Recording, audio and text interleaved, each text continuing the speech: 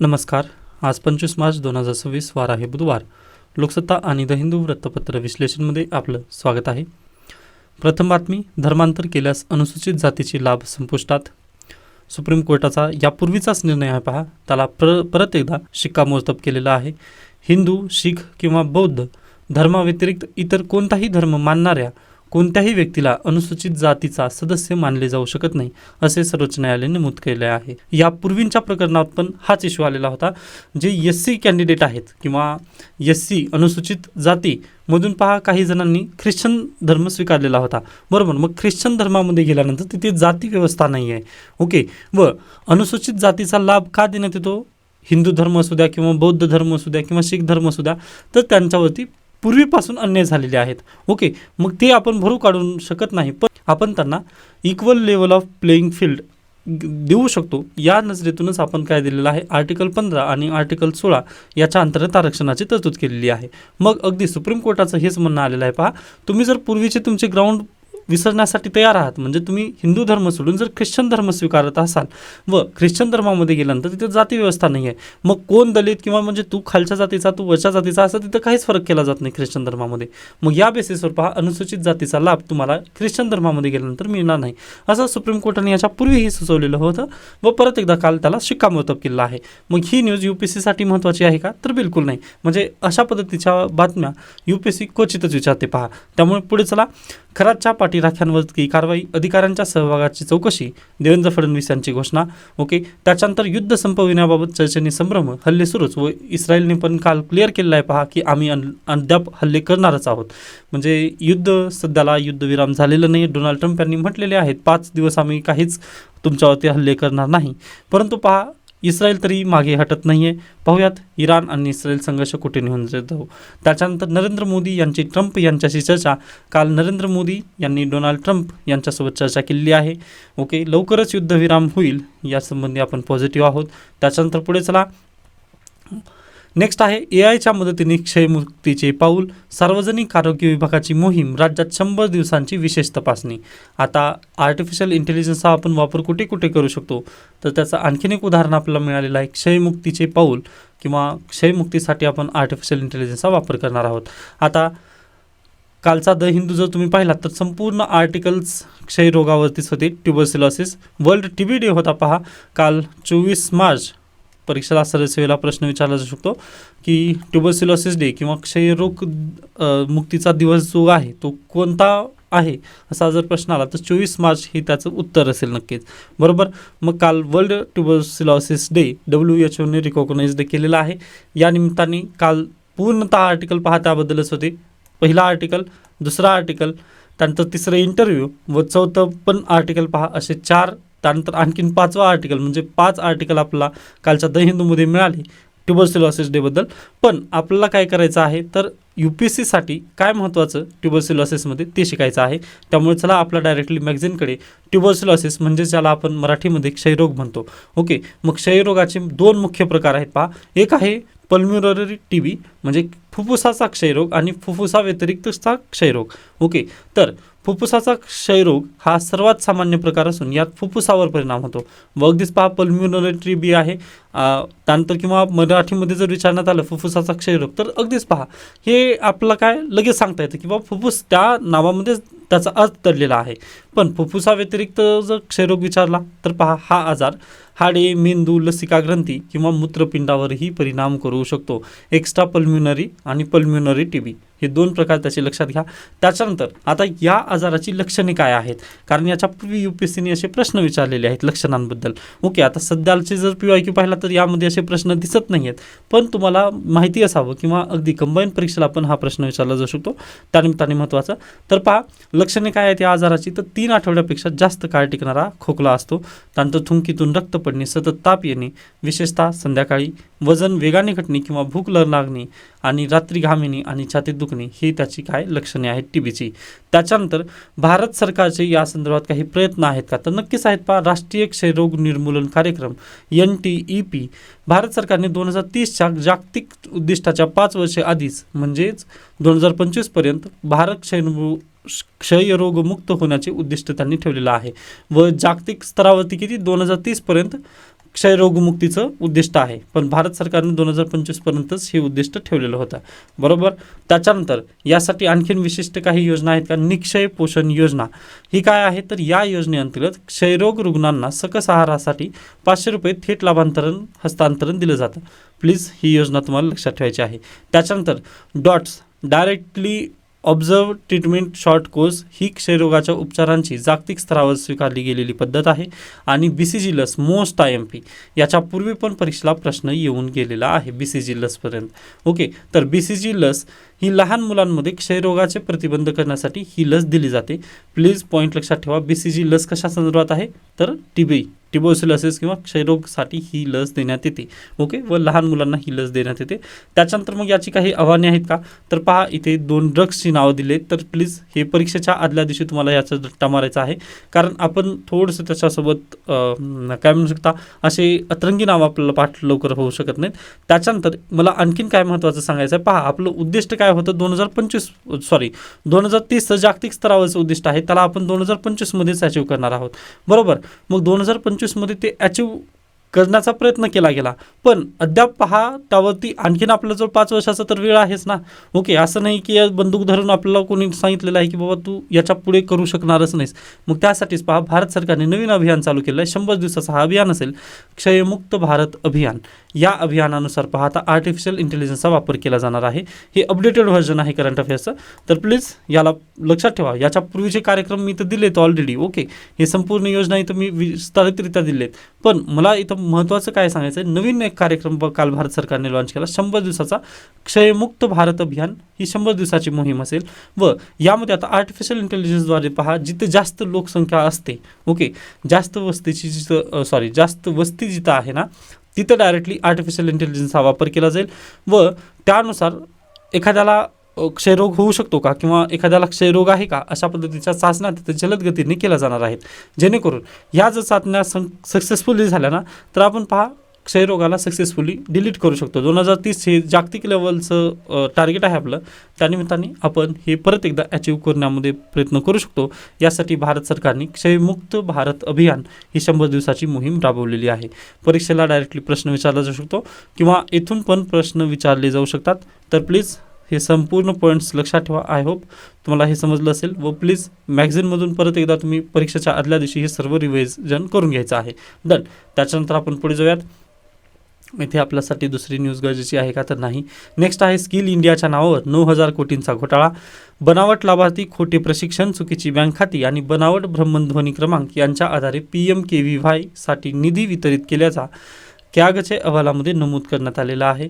म्हणजे 2015 ते 2022 दरम्यान जवळपास 14,450 कोटी रुपयांसह PMKVY योजना 3 टप्प्यात सुरू करण्यात आली होती. मग त्यामध्ये 9,000 कोटीचा घोटाळा झाले असल्याचा संशय कॅगने सांगितलेला आहे. आता पहा, कॅगने अहवाल दाखल केलेला आहे. आता कॅगच्या अहवालामध्ये पार्लमेंटमध्ये चर्चा केली जाऊ शकते व चर्चा झाल्यानंतर परत जर शक्य झालं तर याची चौकशी केली जाईल. पहा, अन्यथा परत हे बंद गुलदस्त्यात टाकलं जाईल. पण निगेटिव्ह न्यूज आहे, त्यामुळे थोडंसं वाचा तुम्ही. परीक्षेला असे निगेटिव्ह सेन्समधूनचे जे असतात प्रश्न ते येऊ शकत नाहीत. UPSC अशा प्रश्नांपासून थोडंसं वाचत आहे. 2015च्या नंतरचे तुम्ही प्रश्न पाहू शकता. निगेटिव्ह सेन्सबद्दल किंवा गव्हर्नमेंट ऑफ इंडियाच्या निगेटिव्ह सेन्सबद्दल परीक्षेला प्रश्न थोडेसे कमीच येत आहेत. ओके, त्यामुळे आपण पुढे नक्की जाऊ शकतो. नेक्स्ट आहे हरीश राणा यांचा मृत्यू.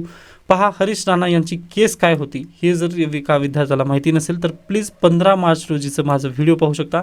त्यामध्ये मी अगदीच पॅसिव्ह इथनोशिया, ॲक्टिव्ह इथनोशिया काय असतं याबद्दल पण चर्चा केलेली आहे व सर्वात पहिली केस भारत देशामधील पॅसिव्ह इथनोशियाची पहिली केस, त्याच्यानंतर हरीश राणा यांची केस, हे संपूर्ण विशेषरित्या मी डिस्कस केलेलं आहे. 15 मार्च रोजीचं तुम्ही प्लीज व्हिडिओ पहा, त्यामध्ये हे सर्व काही तुम्हाला पॉईंट समजून येतील. डन. त्याच्यानंतर जनगणनेत भटक्या विमुक्तांचा समावेश नाही, सर्वोच्च न्यायालयाने याचिका फेटाळली. ओके, पुढे चला. पाकिस्तान सर्वाधिक प्रदूषित आणि भारत 6व्या क्रमांकावर. आता या पण न्यूजला, ही पण न्यूज पहा निगेटिव्ह सेन्समध्ये आहे, पण थोडंसं आपण खुश आहोत. तर डायरेक्टली आपण करंट अफेअर्सच्या मॅगझिनमध्ये जाऊयात आपल्या. हे पहा, स्वित्झर्लंडमधील IQAir या संस्थेने प्रसिद्ध केलेल्या ताज्या अहवालानुसार पाकिस्तान सर्वात प्रदूषित शहर आहे. त्यानंतर बांगलादेश दुसऱ्या क्रमांकावर आहे व भारत 6व्या क्रमांकावर आहे, म्हणजे चिंताजनक स्थितीमध्ये नक्कीच आहेत. त्यानंतर बाकीचे 4-5ला वगैरे आफ्रिकन कंट्रीज आहेत. त्यानंतर 20व्या रँकिंगवर पहा चायना आहे. ओके, म्हणजे आजूबाजूचा जर प्रदेश पाहिलात ना तर जिकडे तिकडे प्रदूषणच आहे. त्यानिमित्ताने भारतची पण सिच्युएशन जास्त खालावलेली आहे असं तुम्ही म्हणू शकता. पण भारत देशाने प्रोग्रेस केलेला आहे, कारण 2025च्या अहवालानुसार भारत देशाचा जो क्रमांक होता ना तो 3रा होता, आता ते 6व्या क्रमांकावर गेला आहे. म्हणजे सर्वात प्रदूषित देश पाकिस्तान, त्याच्यानंतर बांगलादेश, त्याच्यानंतर पूर्वी भारत होतं, आता ते 6व्या क्रमांकावर गेलेलं आहे. ही आपल्यासाठी थोडंसं पॉझिटिव्ह न्यूज आहे. ओके, तर नक्कीच आपण प्रोग्रेस करत आहोत हे आपण इथून सांगू शकतो. त्याच्यानंतर म्हणजे आता हा पण प्रश्न पहा, थोडंसं UPSC असे प्रश्न विचारत नाही, कारण निगेटिव्ह सेन्समध्ये हा प्रश्न दिसतोय, बरोबर. पण याच्या व्यतिरिक्त सरळ सेवा किंवा कंबाईन परीक्षेला हा प्रश्न विचारला जाऊ शकतो, बरोबर आहे. तर प्लीज हे 6व्या क्रमांकाचं भारत देश आहे, हा लक्षात ठेवा पॉईंट. त्याच्यानंतर आता उत्तर प्रदेशातील लोणी हे 2025 आणि 2026च्या अहवालानुसार जगातील सर्वात प्रदूषित शहर ठरले आहे. यापूर्वी दिल्ली अनेकदा प्रथम स्थानी असायचे, पण उत्तर प्रदेशातील लोणी हे सर्वात प्रदूषित शहर सलग 2 वर्ष झाला आता येत आहे. ओके, हा पण पॉईंट तुम्हाला लक्षात ठेवायचा आहे. सर्वात प्रदूषित शहर कोणतं आहे? उत्तर प्रदेशमधील लोणी. त्याच्यानंतर प्रदूषणाची मुख्य कारणे कोणती आहेत? तर पहा, वाहनांचा धूर, औद्योगिक उत्सर्जन, बांधकामामुळे उडणारी धूळ आणि शेतीतील कचरा ही मुख्य कारणे आहेत. त्याच्यानंतर WHOची मानके काय आहेत? तर जागतिक आरोग्य संघटनेने निश्चित केलेल्या सुरक्षित मर्यादेपेक्षा या देशांमधील प्रदूषणाची पातळी कित्येक पटीने जास्त आहे. ओके, PM 2.5 जी संख्या आहे ना ती खूप जास्त आहे, हे WHOचे मानकं आहेत. हा पॉईंट लक्षात ठेवा. पण निगेटिव्ह सेन्समधून जर पाहिला तर तुम्ही हे 3 पॉईंट तुम्हाला लक्षात ठेवायचे आहेत, मोस्ट IMP आहेत. ओके, आय होप ही पण बातमी तुम्हाला समजली असेल. परीक्षेला प्रश्न डायरेक्टली येथून विचारला नाहीत, त्यामुळे थोडंसं स्किप करा. पण सरळ सेवेला वगैरे विचारले जाऊ शकतात, कारण त्यांना पॉझिटिव्ह निगेटिव्ह वगैरे तसं काही नसतं, ते डायरेक्टली प्रश्न टाकू शकतात. ओके, त्यामुळे थोडंसं तुम्हाला माहिती असणं गरजेचंच आहे. नेक्स्ट आहे पहा, अजित पवार अपघात प्रकरणी कर्नाटकात गुन्हा दाखल. आता रोहित पवार यांनी पहा पुणे, मुंबई सगळीकडे त्यांनी फिरण्याचा प्रयत्न केला. त्यानंतर पहा दिल्लीमध्ये आम आदमी पक्षाचे अरविंद केजरीवाल यांच्यासोबत पण त्यांनी चर्चा केली. पण त्यांनी ही जी केस आहे म्हणजे मुंबई त्यानंतर पुणेमध्ये पहा त्यांनी केस दाखल करण्याचा प्रयत्न केला किंवा FIR दाखल करण्याचा प्रयत्न केला, परंतु FIR महाराष्ट्रामध्ये होऊ शकली नाही. मग त्यांनी कुठे गेले आहेत? आता कर्नाटकामध्ये FIR त्यांनी दाखल केली आहे व 0 FIR आहे ही. ओके, आता ही कन्सेप्ट काय आहे? परीक्षेला प्रश्न डायरेक्टली पाहता 0 FIR बद्दल सांगता येऊ शकणार नाही, कारण लास्ट इयरचे जर तुम्ही PYQ पाहिलात UPSCमधील जे की FIR असू द्या किंवा पोलीस कस्टडी असू द्या, ज्युडिशियल कस्टडी असू द्या, तर UPSCचा इकडे इंटरेस्ट जास्त येत आहे. ओके, म्हणजे थोडंसं क्रिमिनल जे केसेस वगैरे असतात तशा पद्धतीने थोडंसं इंटरेस्ट वाढत आहे, त्यामुळे आपल्याला ही बातमी लक्षात ठेवायची आहे. तर पहा, रोहित पवार यांनी सगळीकडे प्रयत्न केले, परंतु त्यांना यश आलं नाही. अजित पवार यांचं बारामतीमध्ये जे अपघात झालं त्याचं ज्युरिस्डिक्शन पहा, बारामती किंवा पुणे पोलीस स्टेशन अशा पद्धतीने त्याचं ज्युरिस्डिक्शन असेल, पण बारामती असू द्या किंवा पुणे ज्युरिस्डिक्शनमध्ये पोलीस स्टेशनमध्ये त्यांची FIR नोंद करून घेतली गेली नाही. मग त्यांनी काय केले पहा, अगदीच दिल्लीमध्ये गेले, दिल्लीत चर्चा केली त्यांनी, पण तिथं त्यांना यश आलं नाही. मग ते वापस महाराष्ट्रात आले. मग त्यांना एक संकल्पना समजली पहा, 0 FIR. आता ही 0 FIR काय आहे? किंवा हे कर्नाटकमध्ये सध्याला सरकार कोणाचं आहे? तर काँग्रेसचं आहे, बरोबर. मग पहा, आता इथे इंटरेस्टिंग गेम आहे. जे अपघात घडलेला आहे तो महाराष्ट्रामध्ये घडलेला आहे, महाराष्ट्रातील बारामती येथे, बरोबर. व रोहित पवार यांनी केस कुठं दाखल केली आहे? कर्नाटकमध्ये, राईट. मग त्यांनी ही जी केस दाखल केली ना ती कॉलवर दाखल केलेली आहे.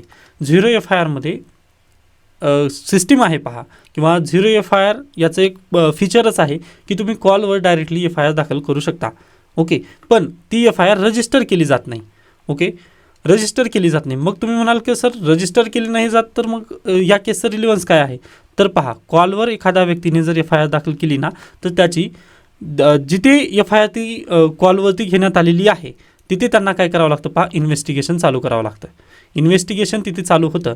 मग ते इन्व्हेस्टिगेशनची जी रिपोर्ट आहे ना ती ज्या रिजनमध्ये घडलेलं आहे, जे प्रकरण त्या रिजनमध्ये घडलेलं आहे ना त्या रिजनकडे ती पुन्हा फॉरवर्ड केली जाते. मग आता बारामतीमधील जे अपघात झालेला आहे त्याची चौकशी कोण करू शकतं? तर कर्नाटक पोलिसांना तो अधिकार आहे. पण ज्युरिस्डिक्शन कोणाचं आहे? पुणे पोलिसांचा आहे किंवा महाराष्ट्र पोलिसांचा तिथं ज्युरिस्डिक्शन आहे. त्यामुळे ह्यांनी फक्त इन्व्हेस्टिगेशन करून देतील व त्यामध्ये खरंच क्लू वगैरे जर आढळले तर काय करतील पहा, कर्नाटक पोलीस डायरेक्टली ही जी केस आहे ती पुन्हा महाराष्ट्र पोलिसांकडे ट्रान्सफर करावं लागतं. ओके, आता सध्याला ती विदाऊट रजिस्ट्रेशन त्यांनी इन्व्हेस्टिगेशन चालू करू शकतात. पण FIR जर रजिस्टर करायचं म्हटलं तर त्यांना पोलिसांकडे हे जो गुन्हा आहे तो वर्ग करावा लागतो. मग आता रोहित पवार यांनी तेच मदत घेतलेली आहे पहा, की त्यांनी पहिल्यांदा कॉलवरती एक FIR तिथे नोंदवण्याचा प्रयत्न केला आहे. मग आता इन्व्हेस्टिगेशन कर्नाटक पोलीस चालू करू शकतात. मग त्याच्यानंतर पहा ते रजिस्ट्रेशन FIRचं जे रजिस्ट्रेशन आता अद्याप ऑफिशियली रजिस्ट्रेशन झालेलं नसलं तरी इन्व्हेस्टिगेशन चालू झालेलं आहे. मग त्याचं जे काय म्हणू शकता इन्व्हेस्टिगेटिव्ह रिपोर्ट्स वगैरे आहेत ना ते महाराष्ट्र पोलिसांकडे कर्नाटक पोलिसांद्वारे सोपवले जाऊ शकतात. मग त्याच्या वेळेस 0 FIR पासून पहा FIR पर्टिक्युलरली तिथं ऑफिशियली नोंदणी केली जाऊ शकते. आता हे 0 FIR म्हणजेच काय पहा, सध्याला त्या FIRचं नावच 0 देण्यात आलेलं आहे. म्हणजे सिरियल नंबर त्या FIRला आहे का तर बिलकुल नाही, कारण रजिस्ट्रेशनच नाही ना पोलीस स्टेशनमध्ये. ओके, मग यासाठी फक्त बाकी पहा त्यांनी इन्व्हेस्टिगेशन चालू करू शकतात. हा एक महत्त्वाचा इथं मुद्दा आहे. मग हे केव्हापासून चालू झालेलं आहे आपल्या देशामध्ये तर निर्भया प्रकरण जेव्हा आलं मग त्याच्यापासून जे जस्टिस कमिटी बसल्या होत्या त्यांच्यानंतर पहा हे प्रकरण चालू झालेलं 0 FIRचं. ओके, UPSC क्युरियस आहे अशा गोष्टींबद्दल, त्यामुळे ही न्यूज थोडीशी महत्त्वाची आहे. बाकी जास्त डीपली जाऊ नका यामध्ये की पहिल्यांदा कधी झालं कुठं झालं वगैरे आपलं गरजेचं नाही आहे. फक्त तुम्हाला ही कन्सेप्ट माहिती असणं गरजेचं होती व आमदार रोहित पवार यांनी कुठं कशा पद्धतीने प्रयत्न केले हे तुम्हाला माहिती असणं गरजेचं आहे. या निमित्ताने मी हे सांगण्याचा प्रयत्न केला आहे. त्याच्यानंतर पुढे चला पहा, तळ्याचं पाणी आता बाटली बंद अशा पद्धतीने हा आर्टिकल आलेला आहे. पण खरं पाहिलं तर परत तिथंच आलेलं आहे, त्यामुळे मी या आर्टिकलला स्किप करत आहे. थोडंसं खूपच निगेटिव्ह इन सेन्स हा आर्टिकल आहे. ओके, शक्य झालं तर तुम्ही वाचू शकता, पण फक्त पहा डायरेक्टली काही पण वाचायचं आहे म्हणून काही पण वाचू नका, कारण तुमचं पण माइंडसेट खूप गरजेचं आहे ना. पॉझिटिव्ह माइंडसेट ठेवायची गरज आहे आपल्याला, त्यामुळे स्किप करा. जास्त माइंडवरती वगैरे लोड घेऊ नका. म्हणजे अगदी पहा खोदा पहाड निकला चुहा असं तुमच्यावरती होऊ नये या निमित्ताने मी त्या आर्टिकलला स्किप केला आहे. त्यानंतर दुहेरी धर्मसंकट डोनाल्ड ट्रम्प यांच्याबद्दल स्किप करा, आपल्यासाठी गरजेचं नाही. त्यानंतर राज्याचा अर्थसंकल्प याच्यापूर्वीच आपण पाहिलेला आहे, कर्ज वाढ वगैरे ते सर्व पाहिलेलं आहे, परत याकडे डिस्कस करू नका. नेक्स्ट आहे युद्धग्रस्त इराणचे नेतृत्व नेमके कोणाच्या हाती असा प्रश्न इंटरव्ह्यूला विचारला जाऊ शकतो. म्हणजे इराणचं नेतृत्व आपल्यासाठी गरजेचं नाही सध्याला कोणाच्या हातात आहे. पण पहा इराणचे सर्वोच्च नेते अयतुल्ला अली खमेनी यांचं निधन झालं. मग निधन झाल्यानंतर पण पहा आज त्यांचा देश अमेरिकेशीच टक्कर देत आहे. ओके, किंवा त्यांच्यासोबतचे जे 40 बडे नेते होते ओके किंवा 40 ऑफिशियल्स होते त्यांचं पण निधन झालं. आता दुसरा जर देश असताना तर नक्कीच तो कोलमडला असता, परंतु इराण का कोलमडला नाही तर पहा त्यांची सिस्टम कशी आहे. तर हे पहा, पहिले होते अयतुल्ला अली खमेनी ओके, त्यांच्यानंतर त्यांचं फ्रंट झोन, त्याच्यानंतर नेक्स्ट झोन, अशा पद्धतीने ना त्यांनी एक फौज तयार केलेली आहे. ओके, म्हणजे पहिली जर फौज तुमची जर नष्टप्राय झाली ना, आता ही अशा पद्धतीने एवढे जर अधिकारी युद्धामध्ये नेस्तनाबूत जर झाले तर त्याच्यानंतर पुढे येतात पहा हे जे दुसरे लेवलवरचे अधिकारी आहेत ना ते ऑलरेडी ट्रेंड आहेत, मग ते हे काम करायला लागतात. मग यांचं पण जर निधन झालं ना तर लगेच हे तिसरी जी फळी आहे ते अधिकारी पुढे येऊन काम करतात. म्हणजे हे अशा पद्धतीने त्यांचे स्तरावर अशा पद्धतीने त्यांची यंत्रणा काम करत आहे. ओके, म्हणजे ते संपूर्ण सेंट्रलायझेशन केलेले आहेत का सिस्टमचं तर बिलकुल नाही, त्यांचं डिसेंट्रलाइज्ड सिस्टम आहे. म्हणजे पहा अगदी आज घडीला जर इराणमध्ये तुम्ही पाहिला तर इलेक्ट्रिसिटी पण पूर्णतः ती कॅप्चर करू शकत नाही डोनाल्ड ट्रम्प वगैरे. का तर त्यांनी पहा डिसेंट्रलाइज्ड पद्धतीने त्यांची एनर्जी वगैरे तिथं सोर्सेस ठेवलेले आहेत, जेणेकरून पहा म्हणजे अगदी जर दुसरा वगैरे जर देश असता त्यांनी म्हणजे छोटूसा देश आहे ना त्यांनी फक्त एका जागेस जर इलेक्ट्रिसिटी वगैरे जर ठेवली असते ना तर तिथं नक्कीच एखादी बॉम्ब उडल्यानंतर पहा ते संपूर्ण काही बंद झालं असतं, त्यांच्या पायाभूत सुविधा सगळ्या ठप्प झाल्या असतात. परंतु इराणने तसं केलं नाही आहे, त्यांनी डिसेंट्रलाइज्ड पद्धतीने हे सर्व काही केलं आहे. मग आपलं येथून हेच शिकायचं आहे की ज्यावेळेस तुम्ही डिस्ट्रिक्टमध्ये पण असता किंवा अगदी पहा ज्यावेळेस तुम्ही सेक्रेटरी पदावरती जाणार आहात त्यावेळेस पण तुम्हाला पॉलिसी फ्रेम करत असताना डिसेंट्रलाइज्ड पद्धतीने काम करण्यासाठी थोडंसं प्रयत्न करायचे आहेत. ओके, आय होप हा पॉईंट तुम्हाला समजला असेल किंवा इंटरव्ह्यूमध्ये पण तुम्ही हे पॉईंटचा उल्लेख तिथं नक्की करू शकता, कारण इराणपासून आपण काय शिकतो तर नक्कीच हा पॉईंट इथं शिकायचा आहे. डन, आय होप ही पण बातमी तुम्हाला समजली असेल. त्याच्यानंतर आपण पुढे जाऊयात. नेक्स्ट पहा बातम्या गरजेच्या नाही तर अशा पद्धतीने आपण इथे थांबूयात. याबद्दल काही शंका काही सजेशन असतील तर नक्की मला सांगू शकता. धन्यवाद.